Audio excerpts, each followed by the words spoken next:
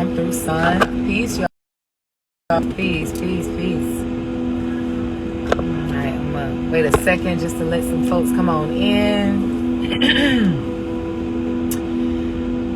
I'm gonna hop on before I get busy.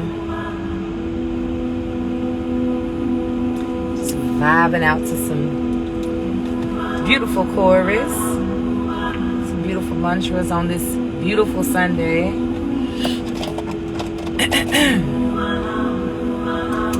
Step on in for a word.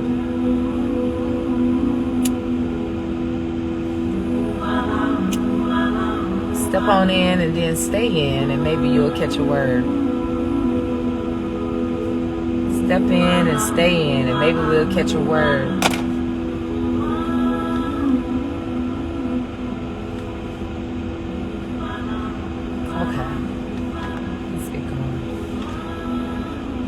So I've been in reflection all morning,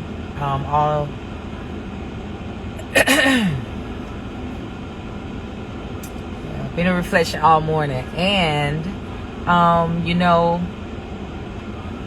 I thought about this, something that Professor James Small said on one of his, in a recent interview I was blessed to be able to do with him. He was talking about the heart, and he was within his story that he told about dealing with some different heart issues, for the lack of better words, himself. A realization he came to was that when we go through life, you know, our heart is such a beautiful entity itself, that, you know, it's sensitive. It's really sensitive. It can feel, you know, it can pump literally from a physical plane. It receives, it gives. Our heart, and our heart is our balance, it's our center. If you talk about heart chakra, how important it is in order for us to have our heart chakra balance so that we can stay balanced in this world. You look at the principle of Ma'at and how the depiction of Ma'at has a scale where they're literally weighing the human heart against the feather. And, you know, it's not unless your heart weighs as light as a feather that you're able to experience or make it to heaven. You know, experience heaven. We talk about congested heart failure. If you have congested heart failure, you will die, you know, if you don't get some healing to the heart. If we talk about high blood pressure or, you know, heart disease, you know, look how much it wreaks havoc on the entire body. It impacts your lungs, it impacts your kidney, it impacts everything. So the heart is like so important, you know. And as I was led to use singing bowls in my meditation as well as clearing practices, the one singing bowl that I started with and I felt was very important for me to have was the heart chakra singing bowl. And the impact it has had in meditations and clearings has been hard to explain. This is why I don't even really, you know, I don't really share it a lot, you know. But, you know, and when I get the testimonials or when people share how powerful the opening was when they was able to be in the presence of the frequency of that singing bowl, it's too sacred of a testimony for me to pull out a camera and record them. You know, it's just something that I can't really explain, and that is so sacred to share when someone's heart opens, when their heart heals, when their heart lightens, really, really, not just intellectually.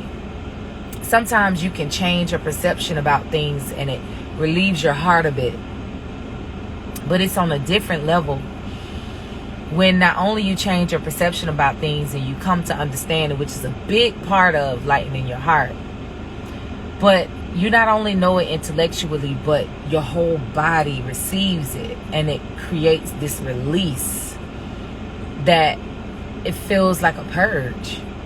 It leads to crying, it leads to sobbing sometimes. Sometimes it leads to singing, it leads to dancing. It leads to so many different things, you know, but it leads to peace. The biggest thing is it leads to peace. When you experience that lightening of the heart, that is when you're able to experience that peace that surpasses all understanding. And when that is said, when someone says peace that surpasses all understanding, it's like, I don't even understand it. I can't tell you, I can't describe to you, but what I'm telling you is I can feel it.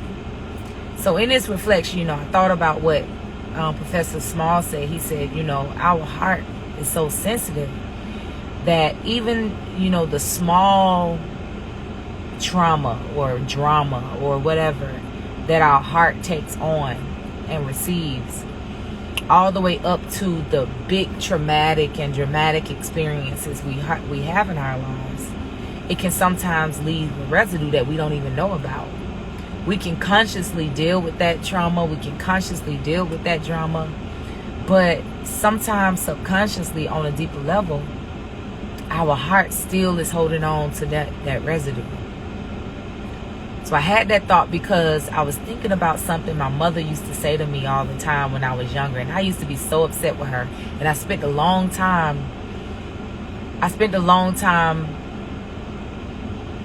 holding on to somewhat like resentment because of me feeling like she shouldn't have said that to me when I was younger. She should have said something different. She should have showed up for me in a different way with some things that I was experiencing in my childhood, which one of the things I was experiencing in my childhood was bullying.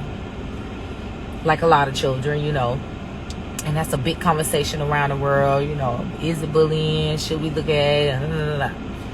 My mom's position was she would kind of get mad at me and, you know, why you care what people think? You shouldn't care what people think. That was her response. And I don't know, I guess I wanted did they say that? No, you know, I didn't know what I wanted.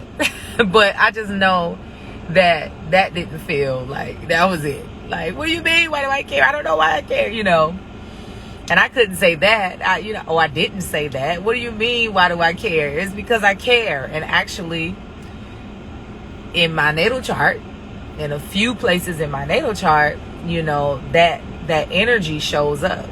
That energy that wants people to look at me in a positive light and, you know, would rather adoration or admiration over criticism.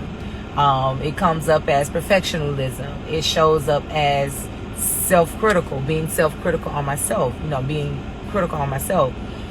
It shows up as judgment in my chart. It shows up a few ways in my chart and manifests as me caring what people thought. Now, I didn't know all of that, of course, at like 6 and 7, 8. But that was what was manifesting, is what was in my blueprint. A person who cares about what people think. But what she was saying was so right. You know, you shouldn't care. And I can imagine that her fervor, like her fire behind it was the fact that she really wanted me not to care. You know, the aggression came because it's like, you better not care what they think. You know who you are. You know, that really was the energy. But I didn't receive it as that. You feel me? So I began to think about that, and it's funny because in the moment I was like, oh, Ma, I get what you were saying. You know, like, you know, but I held it for a little while, long while, you know, and that was a part of a rift that my mother and I experienced, a small part of accumulated things. You know how we accumulate different things that we experience with our parents that equals up to, in its totality, resentment, you know, anger, and these type of things, because we lack understanding of ourselves and understanding of the world and understanding of how life and spirit works and how destiny works and how unfolding happens. We lack that understanding. A lot of us are not taught about that. But that was one part. Like, you know, I just felt like it was a time where I felt like she did not nurture me emotionally as I wanted to be nurtured. So as I'm driving and reflecting on it just a minute ago, so let me stop and just share the expression, share the word. I took a deep breath and I released it. And beautiful chorus was playing. I release those things that no longer serve me. I release those things that no longer work for me. And I'm listening to the music and I'm breathing, I'm letting it go, and I'm saying, talking to my mama, saying, I get what you were saying, I took it too hard, and I held on for it too long. And then I thought about what Professor James Small said, how our heart holds on to residue from resentments and hurts that we have, and how beneficial it is for us to process those hurts and balance it out. And it is not changing somebody else and how they treat you. It's not changing what's happening. It's changing how you're responding, how you're thinking about it, how you're taking it in. So your heart is not taking on something that hardens into resentment or hate or anger. Your heart take it on as something that you can empathize with, or something that you can learn from, or something that you can be empowered by. Even if it came in these dragonflies keep showing up in front of my face. I need to look that up. Even if it came in the form of something that just didn't feel good, it's still something there for it. But when we don't know how to process our emotions, when we're not aware how to look at life where everything is in divine order no matter what is going on, and don't attach to these things, and don't be a harsh judge, don't judge so much, just let it be what it is without judgment. Not judgment like, this judgment is any type of form of making a judgment on something instead of allowing it to just be what it is, instead of just allowing it to be a part of the process. Judgment is when we say, that was wrong of her, that was, he's so amazing, that was wrong. These are judgments. And what happens when we make these judgments is that it has an impact on how we think about things and how we carry things in our heart. And it also turns into expectations of people and things and all of these different things. And then it goes from judgment to disappointment. Then it goes from disappointment to resentment, and it just keeps folding. So it's like, be not a harsh judge, don't be a harsh judge. Don't judge so much, take it as I have a divine destiny that no matter what is happening, it is unfolding beautifully for me. But I was 6, I was 7, 8, 9, 10, going to middle school, oh gosh, and never processed it. And to date, I'm 38, well, I'm gonna be 39 in a couple of weeks, 38 years old, and I was able to process it in a moment because of, one, my desire to release all things that no longer serve me, and release all things that no longer work for me. First of all, because of that desire. Second, because of understanding about what God is, and how life works, and how energy works, and how spirit works.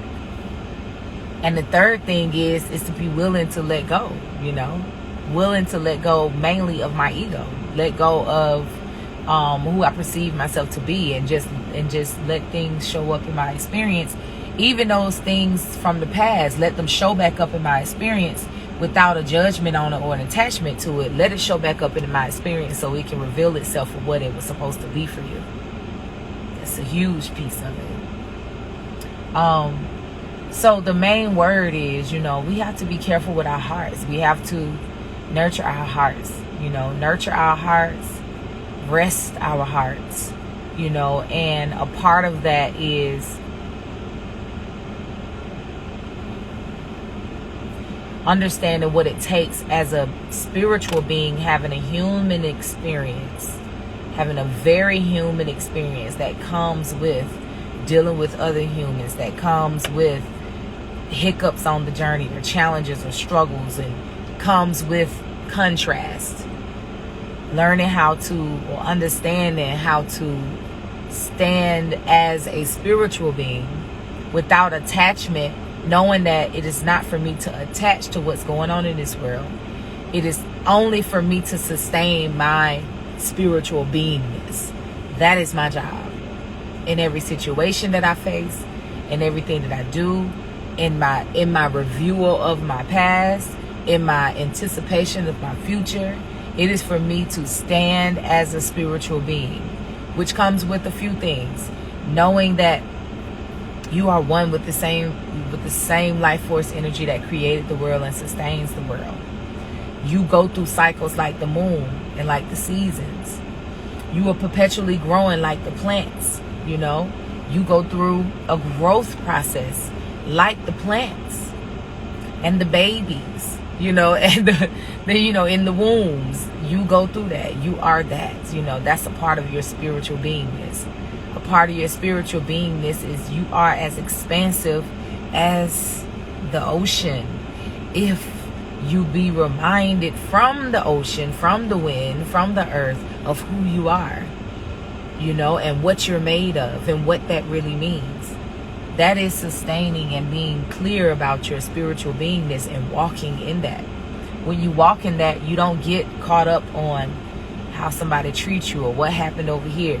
You work to make sure that your discernment is strong, and you work to make sure that you are in alignment with your inner guidance system, and that you're clear about your inner guidance system and your intuition, and you follow that in faith and in courage, you know. And this is how that's the work right there. And the work shows up differently because we are all different. You know, we come into this world with a blueprint that maps out, this is you. These are going to be your struggles. These are going to be your strengths. These are going to be the things you're interested in. These are going to be the things that you're good at. These are going to be the things that you find success in. This is a blueprint. This is why the natal chart is so helpful. And so your work is to just stay in tune with that, unfold that, unpack that, experience that, give over to that, you know, receive it as you walk your daily life. And when these things show up, not in anticipation, but you at least have some clarity when you see it unfold in your life, because surely you see it. Surely you see it. You know, it's mathematics. Science and math is what it is, you know. So the math of your life and the science of your life is going to show up. You know, you being a spiritual being is science and math. That's it, of you. The science and the math of you is your natal chart and your spiritual essence, you know. And so the more we can nurture that, the more we can have experiences like my experience, you know, with the bullying and with how my mother responded and all those different things. And it's not going to have an impact on my heart like it did, because now I'm able to process it in a beautiful way. So giving thanks to the Almighty that I'm now able to hear that expression from my mother and not hear it as a indictment, because that's what I felt like. Why would you even be concerned about what people think, dummy? You know, that's how it felt. Of course she didn't say that to me. My mommy loved me. But that's what it felt like. So throughout life, you try to avoid that feeling, you know, but internally you still care what people think. So it like have a weight on your heart. But now I hear it as, do not, by no means, Queen, ever let the way people think about you weigh on your heart. Know who you are and stand in who you are, all of you. Be proud of it. Have good character. Work on your character, spiritual character, not the shallow stuff. Work on who you are. Allow yourself to receive your destiny. Get clear about your destiny. And build yourself up. Elevate yourself so that you can live that destiny at its highest frequency. That's what my mommy was saying. That's how I hear it now. Give thanks that this is released, you know. You know, we just want to write it on a piece of paper and burn it and be done with. Now, I'm all for writing on a piece of paper and burning it, because, you know, that helps out. But that right there, you know, being able to just pray for clarity and be present, you know, be present enough to see when clarity is coming and when the release is coming, you know, when it can allow it to happen, you know, so now when I hear it in my head, you know, I'll hear it differently. Okay, mommy, you know. All right, just wanted to share. Peace and love. I pray this was resonant to someone.